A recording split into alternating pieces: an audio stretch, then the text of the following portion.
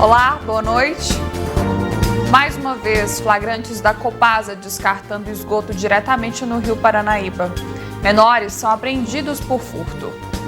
CDL inicia a campanha de Natal 2020. Captação de órgãos esbarra cada vez mais em desafios e ainda diminui na pandemia. Desemprego no Brasil atinge novo recorde, mostra IBGE. Festas de fim de ano preocupam especialistas em saúde. Mulheres negras são donas de mais da metade dos negócios em Minas Gerais. E uma exposição de bordados feitos à mão em prol de uma boa causa. Esses são só alguns dos nossos destaques. Fique ligado.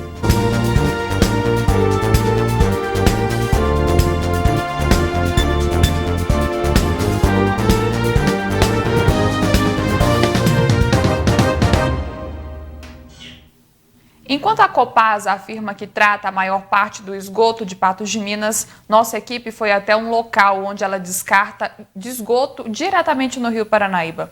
A reportagem é de Matheus Borges e Gustavo Brito. O nosso caminho começa nos fundos dos bairros Santa Helena e bairro Barreiro. Passa por esta parte rural, entre barrancos e árvores. Por fim, chegamos. É exatamente aqui, escondido, que se tem esta cachoeira. Sim, uma cachoeira de esgoto. Isso aqui fica no fundo daqueles loteamentos Santa Helena, Barreiro ali, essa é a situação aqui. Essa cachoeira de esgoto que tem aqui atrás, ela vem desde lá daquele Terra Nova, sabe, do Limoeiro, vai descendo ali e vem até chegar nessa situação que tem aqui. Aqui é 100% esgoto sanitário, é 100% fezes, urina e resíduos domésticos, de pia, de cozinha, de tudo. Tudo que você achar que tem de esgoto é essa situação aqui. Se você olhar aqui, você pode olhar aqui atrás que tem manilhas que são apropriadas para coleta de água de chuva e tem manilha também apropriada para coleta de esgoto.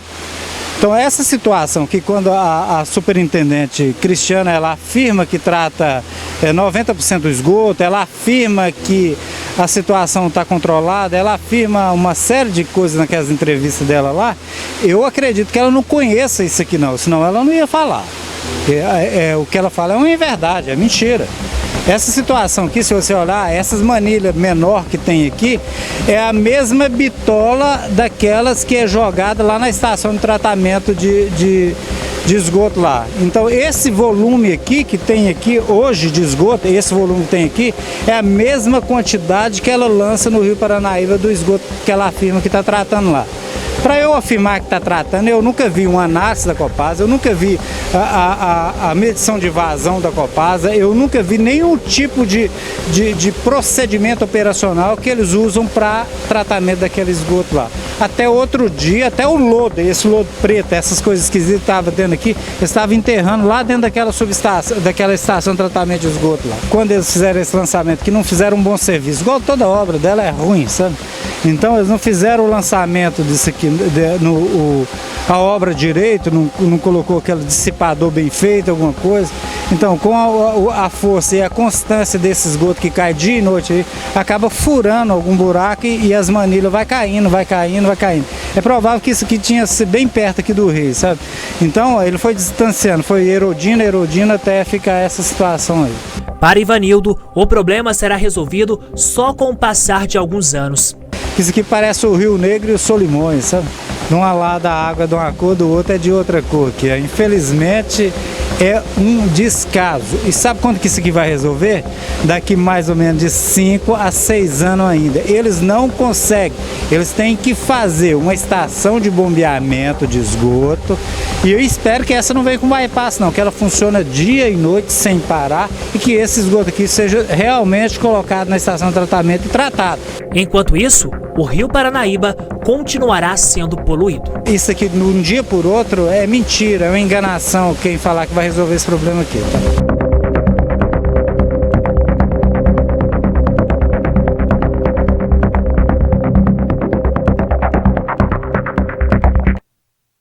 Segundo a Copasa, as regiões aos fundos dos bairros Barreiro e Santa Helena estão em áreas que passam por processo de regularização fundiária. portanto fazem parte dos 10% do esgoto que não recebe tratamento. Desde setembro deste ano, estão em andamento várias frentes de serviço para ampliação do sistema de esgotamento sanitário em Patos de Minas. 2 menores foram conduzidos à delegacia de Polícia Civil pelo crime de furto. Com eles foram apreendidos R$ 550 em dinheiro. O fato foi registrado nesta sexta-feira no bairro Vila Garcia, em Patos de Minas. De acordo com a Polícia Militar, a vítima saiu para o trabalho e deixou o filho de 12 anos em casa. Após a saída da mãe, o jovem chamou colegas para brincar na casa dele, sem a supervisão de um adulto. Ao voltar do trabalho, no fim do dia, a mulher deu falta do dinheiro que estava na gaveta. Aos militares, ela informou que 2 colegas do filho estiveram na residência. Em seguida, os militares foram até a casa dos jovens e falaram tanto com os adolescentes de 12 e 14 anos, quanto com os pais deles. O de 14 anos confessou aos militares ter pego dinheiro, no total de R$ 550, e o de 12 anos disse ter passado as informações sobre onde estava a quantia. Ambos foram levados para a Delegacia de Polícia Civil de Patos de Minas, na presença dos responsáveis, juntamente com o material apreendido. Depois do intervalo, a gente mostra mais um vereador eleito em Patos de Minas e a campanha de Natal 2020 da CDL.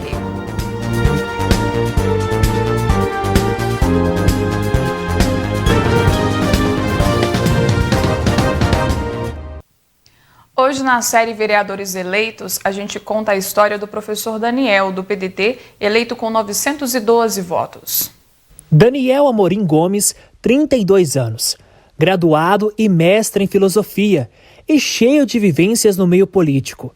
Desde criança, acompanhando o pai, que também foi eleito vereador no seu tempo e depois, na adolescência, igualmente ativo. Há muito tempo, fora desse ambiente doméstico, envolvido na escola, depois na faculdade, envolvido com o movimento estudantil já no ensino superior. Era um movimento muito ativo, aguerrido, participativo. A gente disputava eleições de DCE, assim, eram uns embates, umas discussões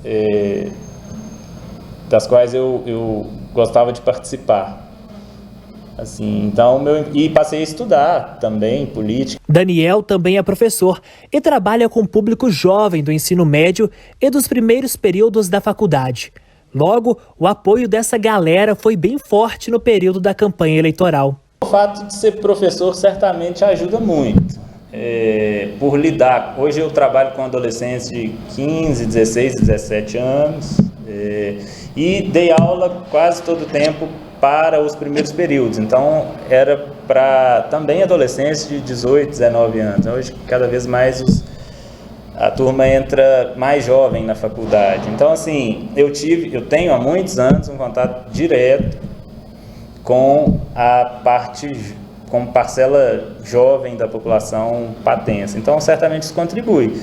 Além disso, para ele, outra coisa que agregou a conquista ao cargo público foi a proximidade com o público e o apoio que teve deles nas ruas e nas rodas de conversas. Eu conto para as pessoas com quem eu converso que uma candidatura só dá certo se muita gente leva seu nome adiante, faz seu nome circular para valer. Ou seja, não é quando você simplesmente vota no seu candidato, é votar no seu candidato, pedir para o seu amigo, pedir para o seu familiar, pedir para alguém mais distante, para algum conhecido. Então, assim, muita gente fez esse movimento em relação à nossa candidatura, em relação ao nosso nome, o que foi, de fato, fundamental. Assim. Então, uma campanha é sempre construção coletiva, é sempre feita a muitíssimas mãos, muitíssimas bocas, com, de fato, muita gente. Assim, é preciso um empenho de muita gente. Agora eleito,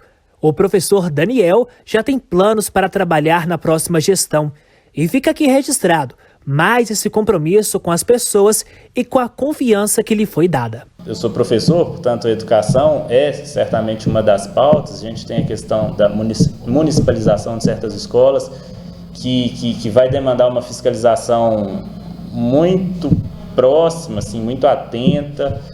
Eu venho das artes, da cultura de maneira geral, eu falo sobre saúde mental, meio ambiente, é uma coisa sobre a qual eu converso com alunos e nas rodas que eu frequento. Então, assim, tem linhas, essas são linhas de atuação que eu pretendo seguir e levar a cabo no mandato. É a oportunidade que a gente tem nessa relação de representação de ser cobrado e de ter uma atuação muito dedicada, assim, eu acho que é isso que as pessoas esperam. É uma atuação que tem que estar atenta às demandas que surgem, que emergem na cidade, às necessidades dessas pessoas, de quem nós estaremos próximos, e assim, tentar trabalhar para melhorar, ampliar o bem-estar na cidade, para melhorar a qualidade de vida das pessoas. Eleito com 195 votos, Davidson William é o vereador mais novo a ganhar uma eleição na cidade de Lagamar. Vamos conhecer o político. O jovem que aparece na foto é Davidson. Ele nasceu no dia 7 de abril de 2002. Com 18 anos, o jovem se candidatou pelo Partido Progressista. Foi o vereador mais bem votado do partido, com 195 votos, e o parlamentar mais jovem da história da pequena cidade de Lagamar. Davidson é de família simples, morador do distrito de São Brás de Minas. O jovem tem como base a religião. Sempre fui atraído pela vida cristã, que me motivou a entrar para o seminário aos 14 anos, em Patrocínio, onde permaneci por um ano, tive várias experiências positivas, fui muito feliz. Depois disso, retornei para São Brás, onde formei na Escola Estadual Afonso Correia, fui membro do colegiado, tive agradável convivência com todos os meus colegas e professores. Atualmente sou catequista, sou uma pessoa atenciosa, carismática, esforçada. Pela idade, Davidson fala bem. Deve ser por isso que o seu jeito encantou a população de Lagamar. Minha campanha foi realizada de forma muito positiva, pautada na honestidade, na simplicidade. Andando pelo nosso município, visitando as pessoas, recebi o carinho, a atenção e a manifestação de apoio por mim. Usando as redes sociais, tive a oportunidade de alcançar o maior número de pessoas. Quero, com muito respeito, compromisso e dedicação, trabalhar em prol de melhorias para o município, estando sempre atento ao povo que em mim confiou. Pretendo também buscar conhecimento e formação pessoal para melhor contribuir com o desenvolvimento de Lagamar. Antes de Davidson, o vereador mais jovem eleito tinha nascido em 1996, 20 anos. Com muito esforço e apoio de todos, entrei para a história de Lagamar, sendo o vereador mais novo já eleito. Sei que é uma grande responsabilidade e me sinto muito honrado pelo voto de confiança em mim depositado, o que me motiva a ser uma voz ativa da juventude na Câmara Municipal. A campanha de Natal 2020 da CDL foi lançada hoje. Houve carreata e, claro, a presença do Bom Velhinho. Neste ano, a ação será 100% online, como forma de prevenir a contaminação por Covid-19. Mesmo em um ano atípico, ele chegou. E chegou em grande estilo e com uma super campanha, a Sonho de Natal, promovida pela CDL de Patos de Minas. Esse ano totalmente diferente, já que não vai ter a casa para na praça, já não vai ter a carreta da criançada. Aí nós vamos fazer a tradicional carreata, que a carreata mantém um distanciamento, e vamos tentar com campanha diferente esse ano, com os cupons agora todo eletrônico, sorteio pela Loteria Federal, então não vai ter mais sorteio na praça, então todo diferente. A novidade deste ano é a campanha 100% online, ou seja, o cliente cadastrará seu cupom no site www.cdlsonhodenatal2020.com.br. Serão sorteados 80 prêmios instantâneos, além de uma moto e um carro. Lançamos a campanha, serão 80 vale compras instantâneos e mais um carro e uma moto pela Loteria Federal. Tu vai na loja, faz a compra, a loja distribui da forma que ela entender, que é melhor. A pessoa tem que baixar o aplicativo e cadastrar aquele cupom, né? Então, ao cadastrar, ele estará concorrendo aos prêmios instantâneos e também ao prêmio pela Loteria Federal, que é o carro e a moto. Devido à pandemia do novo coronavírus, o Bom Velhinho não pôde ter contato diretamente com as crianças. Mas no dia 12 de dezembro, assim como ele, todos poderão matar saudade. A gente fez drive-thru, o pessoal pode passar aqui na porta, a gente vai dar um brindezinho para todo mundo passar aqui, criançado, o Papai Noel vai estar aqui para tirar uma foto, tudo no seu distanciamento, tudo respeitando o protocolo. E atenção, criançada! Neste ano, mais uma regra para quem quer ganhar presentes. Este ano vão receber presente as crianças que se comportarem e que se cuidarem. Então, portanto, temos que nos cuidar para que possamos ter um belíssimo futuro e ver o Papai Noel muito mais, né? Feliz Natal a todos! E você, lojista, que ainda não faz parte da campanha, não perca tempo, pois a CDL te ajudará. E aquele lojista que ainda não está participando, ainda há tempo. Nós temos aí uns cupons extras que vieram, né? Que se o lojista tiver interesse, não é grande quantidade. Pode nos procurar que ainda há tempo. A seguir, número de desempregados aumenta no Brasil e evento reúne ideias para a melhoria do agronegócio.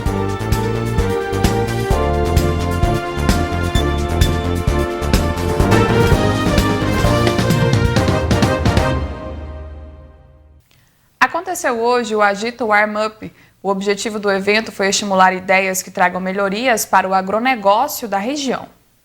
Segundo a empresa brasileira de pesquisa agropecuária, Embrapa, hoje o agronegócio responde por 21,1% do PIB brasileiro. Sabendo disto, o Sebrae e seus parceiros desenvolveram uma ação voltada para a criação de ideias para o meio. A gente percebe que a inovação ela precisa ser uma estratégia no desenvolvimento dos municípios. E para isso é importante dar condições de que aqueles empreendedores inovadores possam ter acesso a mentorias, informações técnicas e viabilizar essa ideia. Por isso, o Agita é um programa de pré-aceleração realizado neste momento pelo Sebrae Minas e pelo sistema FAENG NAIS, que busca identificar times que tenham essas ideias e possam propor soluções para as dores e oportunidades do agronegócio da nossa região. Tenho trabalhado com os times como pivô central em 3 aspectos. O primeiro, a gente trabalha a parte de aprendizagem. Então a gente traz todo o conteúdo para eles, a gente explica passo a passo, a gente tem um formato de 9 módulos, hoje a gente está no módulo Maker, então a gente apresentou para eles o que eles iriam fazer, toda a parte técnica, conteúdo, como utilizar as ferramentas. Agora eles estão na parte de mão na massa, é o nosso segundo pilar. Então todos eles estão prototipando, fazendo tudo acontecer aquilo que eles colocaram no papel. E por fim, a gente finaliza o nosso módulo no apresentar, que é a nossa terceira base, que é trazer tudo que foi construído. A gente, como facilitador, a gente acompanha todas as etapas, não só trazendo os conteúdos, acompanhando, mas enfim, fazendo essa junção e conectando todas essas partes. Nesta fase, foram desenvolvidos 9 protótipos. Hoje nós estamos aqui especificamente neste módulo trabalhando a prototipação, realmente tirando essas ideias do papel. Então, que envolver hardware, que envolver circuitos, serão feitos hoje, toda essa parte de hardware. Que envolver software também será prototipado hoje. Por quê? Porque na próxima semana nós vamos levar isso ao campo. Então nós vamos fazer o teste de validação no campo, com o produtor, com os animais quando necessário, para ver se as soluções propostas elas fazem sentido, se elas realmente solucionam uma dor de mercado, se elas realmente solucionam um problema do agricultor. Nesta segunda-feira, serão levados a campo vários projetos para contribuir com o agronegócio. A gente vai lançar uma plataforma e que o produtor ou o usuário, um consultor, às vezes um técnico, vai fazer uma visita na lavoura e ele identifica a incidência de uma praga de uma condição assim mais elevada do que o usual. Então, pelo aplicativo, ele vai lançar a incidência dessa praga e isso vai gerar um alerta para todos os outros usuários, identificando que naquela região houve uma incidência de praga e se ela se manifestar nas demais, aí você tem caracterizado uma incidência. Então, um combate estratégico, evitando assim custos desnecessários de defensivas. A gente trabalha com produtores do Alto Paranaíba, que fazem um descarte de cenouras porque elas não condizem com o padrão estético de mercado. Então, a gente diz não estava com o padrão da dona de casa para o consumo. Através dessa problemática, a gente desenvolveu um produto que era inovador no mercado. Então, a gente fez a farinha para suplementação alimentar bovina. E que é o nosso produto hoje que a gente veio desenvolver e trabalhar ainda mais em cima dele. Nós estamos aplicando inteligência artificial, que o pragueiro vai até a lavoura, ele vai tirar uma foto, essa foto vai ser processada por inteligência artificial, vai ser concluído qual que é a praga que está atuando ali, já vai disparar uma notificação para os responsáveis da fazenda, com relação ao controle das pragas, e toda essa ocorrência ela vai ser georreferenciada, para que seja mais efetiva, assertiva, mais ágil o combate à praga, minimizando assim as perdas dos produtores, né? E a ideia também é que de um ano para outro, com o correr do tempo, a gente vai ter um histórico, que dessa forma a gente vai poder predizer aonde há uma chance maior de estar acontecendo essa praga no futuro. Ao final do AGTEC, a melhor ideia será premiada com R$5 mil.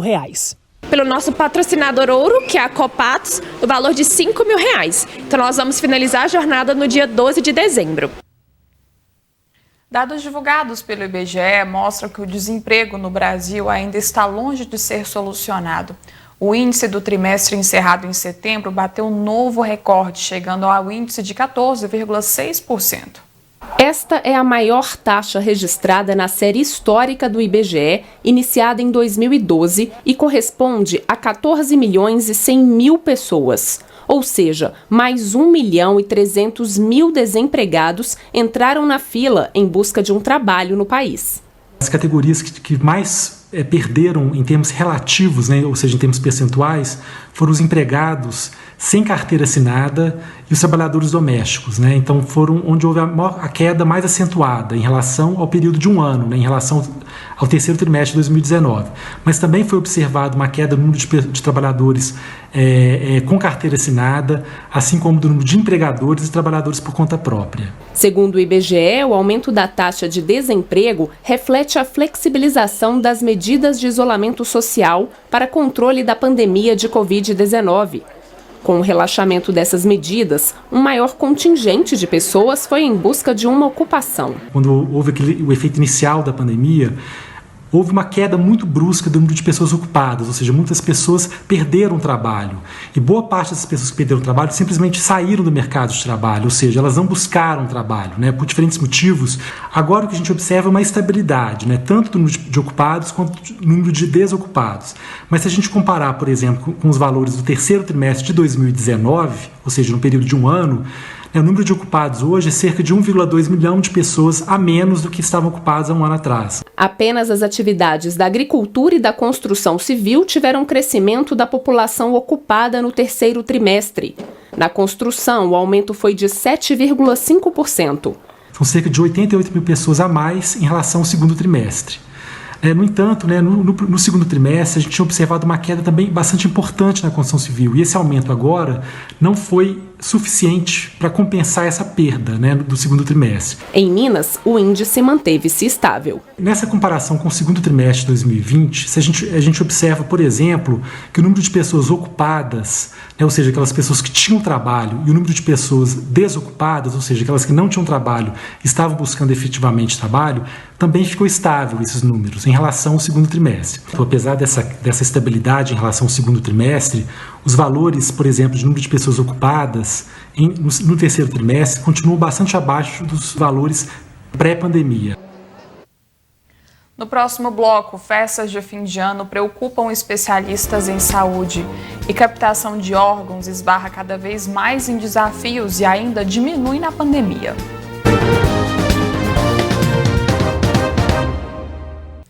A vontade de matar a saudade, né? Com a aproximação das festas de fim de ano, a tendência é que muitas famílias se reúnam, uma vez que 2020 foi marcado pelo distanciamento social.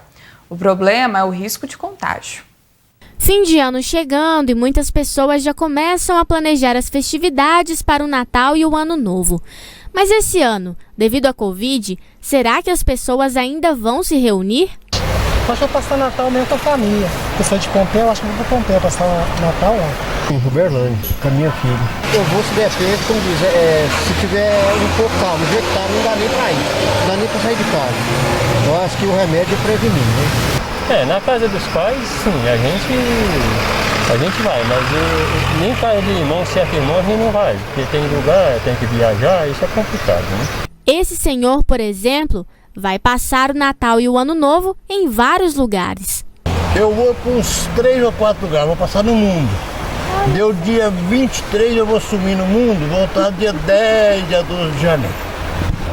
E vou passar entre sobrinho, cunhado, irmão. Nós vamos na faixa de umas 30, 40 pessoas. Está tudo se cuidando, é pessoas aposentadas, que está ficando só em casa. Apesar da vontade, vale lembrar que ainda estamos em uma pandemia. O que tem sido observado, no entanto, é que uma parcela significativa da população tem relaxado com as medidas de prevenção à doença. Nós não saímos da primeira onda, né, e já estamos iniciando a segunda onda. No Brasil, essa sensação de que é primeira e segunda onda, ela não se fez pela imensidão do país e diversidade das regiões, né?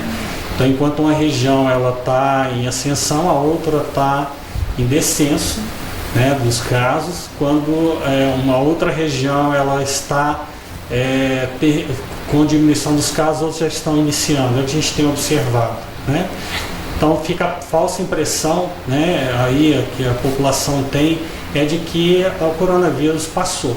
Logo, manter a precaução e cuidar da própria saúde é essencial para evitar a propagação cada vez mais elevada do coronavírus. A gente pede, né, que a população tenha precaução, né? Insiste ainda na precaução, né? Então, não abandonar o hábito, né, de lavagem das mãos ou higienização das mãos. A outra precaução é o distanciamento, né, o distanciamento social. Eu até falo o distanciamento individual, porque esse isolamento social ele é muito estranho, né, porque às vezes você isola as pessoas, mas acumula as pessoas em casa. Então, no final de ano, né, o que se deve fazer, né, é não fazer essas reuniões de grande número de pessoas. Para aqueles que pretendem sair de casa para encontros religiosos e outras celebrações, deve-se atentar aos sintomas e sinais da doença. Se você teve febre, se teve algum sintoma gripal, né, ou algum outro sintoma respiratório, como tosse, a coriza, né? Até mesmo sintomas, né, gastrointestinais, que é diarreia, dor abdominal, né? E também os musculares, né? E neurológicos, que são dores musculares, sensação de fraqueza, né? Aquela sensação de peso, né, na cabeça, né? Que são sintomas que podem ser de Covid. Essas pessoas não devem, né, ficar, né, no meio social, não devem frequentar. A captação de órgãos sofreu redução na pandemia. Como se não bastasse, além disso, a falta de diálogo impede que o paciente possa doar os órgãos, tendo em vista que é a família quem autoriza. O número de doadores de órgãos no Brasil é considerado baixo quando comparado à quantidade por milhão de habitantes e países que são símbolo de eficiência na captação de órgãos, como a Espanha. A pandemia causou uma queda ainda maior devido à diminuição de leitos de UTI que foram priorizados para atender pacientes com Covid-19 e a redução de malha aérea que permite o transporte de órgãos entre os estados. Em Patos de Minas, o cenário, apesar de satisfatório quando comparado ao número de protocolos realizados, também tem caído nos últimos anos, principalmente devido à pandemia. Esse ano, no Hospital Regional, nós fechamos, até os números de semana passada, nós fechamos 11 protocolos de morte cerebral. Desses 11 protocolos de morte cerebral, tivemos 3 recusa. Então, a gente considera um número satisfatório. A gente não fechou a estatística 2020, né? Não encerramos o ano ainda. Mas, devido à pandemia, tivemos um número menor de doação. Segundo dados da CIDOT, em 2019, foram 17 protocolos de morte cerebral com 7 doações de múltiplos órgãos. Destes, 10 protocolos foram recusados pelos familiares. Já de janeiro até outubro de 2020, foram registrados 16 protocolos de morte cerebral, 5 autorizados pelas famílias à doação de múltiplos órgãos e 1 de doação de córnea. Devido à pandemia, não estavam sendo realizadas as abordagens para doação de córnea, mas o Banco de Olhos liberou em outubro deste ano. O processo para doação é bastante burocrático, leva tempo e uma série de etapas para ser concluído. Entretanto, é também uma corrida contra o tempo. O paciente, quando ele dá entrada no hospital com a suspeita de morte cerebral, existem vários critérios que se exigem pelo Conselho Federal de Medicina. O primeiro é observar aquele paciente por 6 horas. Essa observação a gente vai avaliar juntamente com a equipe médica, com a neurologia, o neurocirurgião, se aquele paciente está tendo algum reflexo, se aquele paciente está tendo algum sinal de que o cérebro dele está vivo ou não. A gente observou esse paciente por 6 horas. Após essa observação, aí sim a gente inicia o protocolo de morte cerebral. Não se pode iniciar protocolo de morte cerebral sem comunicar a família. É o primeiro critério que tem no termo.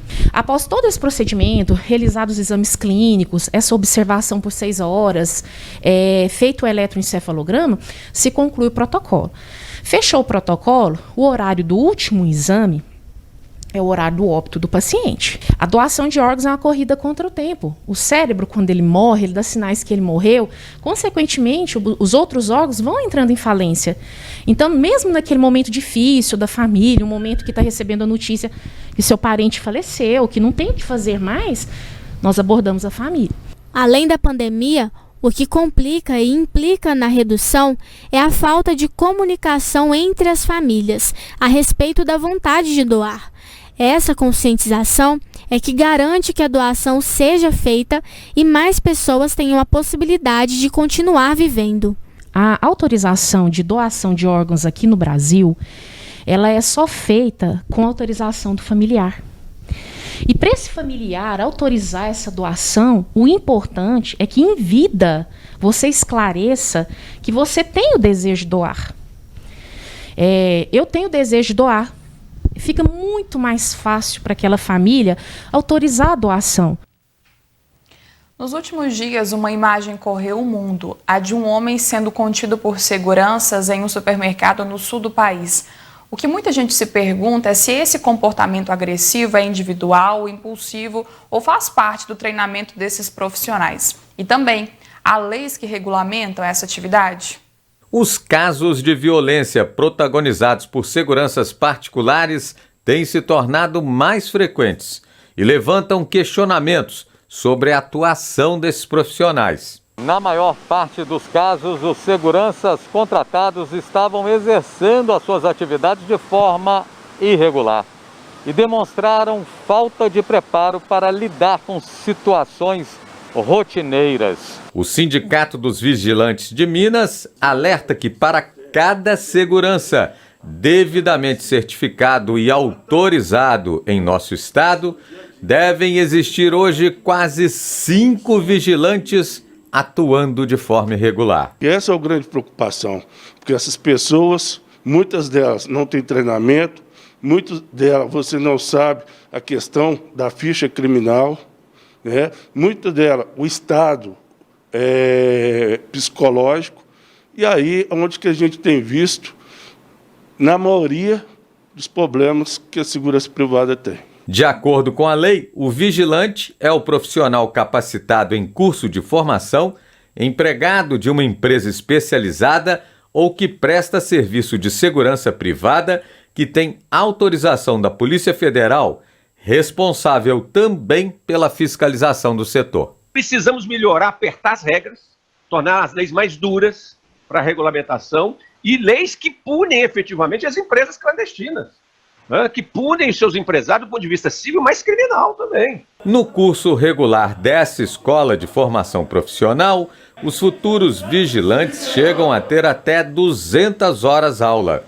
O ensino é dividido entre aulas de defesa pessoal, tiro, técnicas de abordagem e aulas de direito penal. Se tem alguma provocação de tumulto, alguma coisa, o vigilante ele tem toda uma formação para gerenciar aquela crise e evitar ao máximo o confronto. Se tivermos que utilizar a força física, é dentro dos ditames legais. As pessoas elas devem procurar uma escola de nome, uma escola que tenha credibilidade no mercado, para poder se qualificar. Quem contrata uma empresa terceirizada também deve seguir à risca uma série de recomendações. O primeiro procedimento é consultar o site da Polícia Federal, que é o pf.gov.br, e inserindo o CNPJ da empresa, para que vocês possam identificar a regularidade daquela empresa ou não no estado em que você vai ter o serviço prestado. Um outro cuidado é você analisar o comportamento dessa empresa no mercado. Na sequência, mulheres negras são donas de mais da metade dos negócios em Minas Gerais. E uma exposição de bordados feitos à mão em prol de uma boa causa.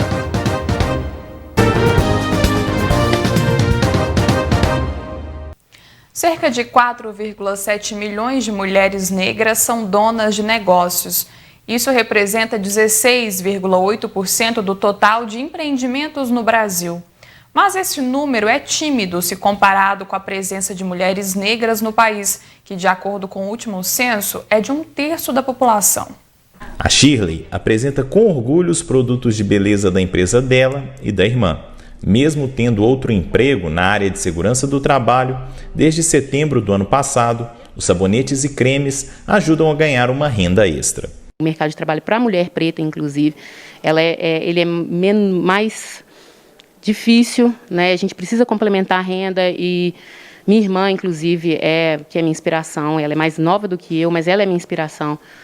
E, então, ela foi mãe mais jovem, ela precisou sozinha conseguir segurar toda a parte mesmo de financeira da filha dela. Claro, teve meu pai e minha mãe junto, né? Mas ela em especial. Então, essa necessidade da gente complementar e mostrar que a gente é capaz mesmo. Mas a necessidade de complemento de renda sentida pela Shirley é reflexo de outros desafios que as mulheres negras enfrentam no país. Mesmo as mulheres empreendedoras representando assim, mais da metade das empreendedoras no Brasil, elas têm escolaridade menor, têm maior desafio com relação a dividir os cuidados entre a casa, a família e o trabalho, né? Desafios de provar o seu valor. O faturamento delas também é menor em relação às empreendedoras brancas. Imagine fazer parte do maior grupo de empreendedoras do nosso estado. Em Minas Gerais, as mulheres negras representam 52% deste nicho. Além disso, no Brasil, elas são 4.700.000. No entanto, a renda delas é 49% inferior à de mulheres brancas. Mas mesmo com todas as adversidades, elas insistem e querem mudar suas vidas por meio de bons negócios. É o caso da Paula. Como designer, ela trabalhava para uma empresa até pouco tempo.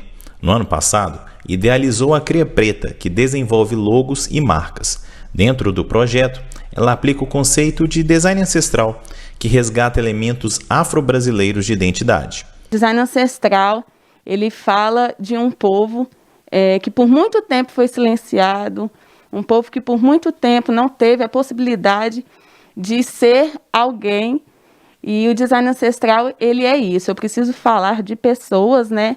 Porque somos pessoas potentes, pessoas profissionais, competentes, antes de colocar no mercado, né? Se eu não falo de pessoas, eu não consigo falar de um mercado. E o empreendedorismo negro não é novo nem tímido. Elas estão em todas as áreas, como deve ser. Fica aí, né, o convite para todos os telespectadores conhecerem as empresas que trabalham com produtos voltados para as pessoas negras, e não só os empreendedores que trabalham com produtos voltados para a cultura negra, para a cultura afro, mas a gente tem tantos outros empreendedores, né? A gente tem designers, a gente tem engenheiros, a gente tem estilistas. Quem empreende sabe que as possibilidades e as dificuldades ainda são muitas. E a longo prazo, todas almejam a mesma coisa: o sucesso profissional. Às vezes a gente fala assim de dinheiro e a gente fala que às vezes preto e dinheiro são palavras rivais, não são, né?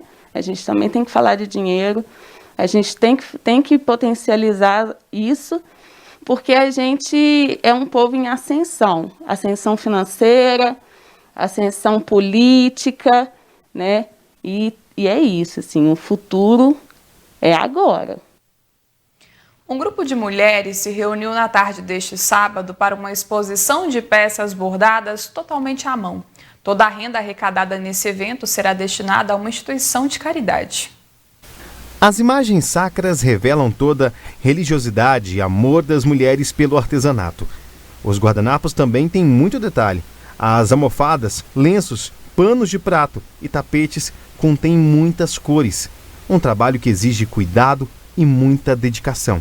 Tem que ter muito cuidado e principalmente quando estão assim aprendendo um outro tipo de ponto, né? Elas têm assim, algumas têm alguma dificuldade, mas logo elas desenvolvem e sai assim um trabalho maravilhoso e perfeito. O bordado feito pelas mulheres representa muito mais do que uma simples arte. Para Beatriz, uma ocupação da mente. Para nós foi muito gratificante, porque além da gente estar aposentada, é uma maneira da gente voltar a ter contato com as colegas, com as amigas e a vontade de ajudar o próximo também. Todo esse trabalho é feito de maneira minuciosa e manual, por 10 mulheres que têm acima de 60 anos, mulheres que resolveram viver a sua terceira idade de uma maneira totalmente diferente. Elas confeccionam todo esse material e depois vendem. Toda a renda arrecadada é distribuída para instituições de caridade aqui de Patos de Minas. E essa iniciativa dessas mulheres de fazer um bazar, né, cada uma na sua casa, foi assim uma ideia genial e já comecei a participar de muitas coisas. Mesmo dentro da pandemia, mas com todo o cuidado que a gente deve ter. As peças, além de lindas, ganham muito valor aos olhos de quem reconhece o trabalho das mulheres. O trabalho manual tem todo valor, né? Que é feito com carinho. E eu dou muito valor ao trabalho manual, porque eu gosto, eu particularmente adoro o crochê, bordado. E assim a gente encerra a edição de hoje do NTV News. Muito obrigada a você de casa pela companhia, pela audiência. Mais informações no portal Pato Já. Tenha uma ótima noite.